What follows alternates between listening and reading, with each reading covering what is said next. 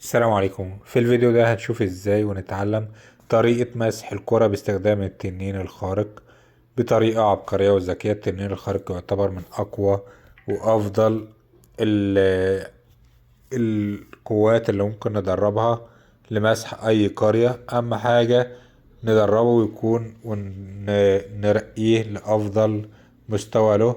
وطبعا أهم حاجة نختار القرية اللي هنهجم عليها، لازم نختارها تكون دفاعاتها نقدر نهجم عليها ونمسحها.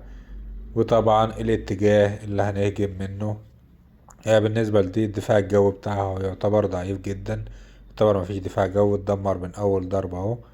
استخدمنا التنين الخارق ومع العربة، ونستخدم تعويذات الغضب ان شاء الله مع الملوك بتوعنا زي ما انتم شايفين اهو.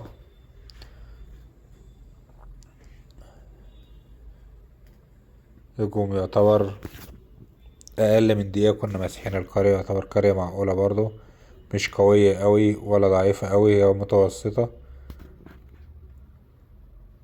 يعتبر اتدمرت في لحظة.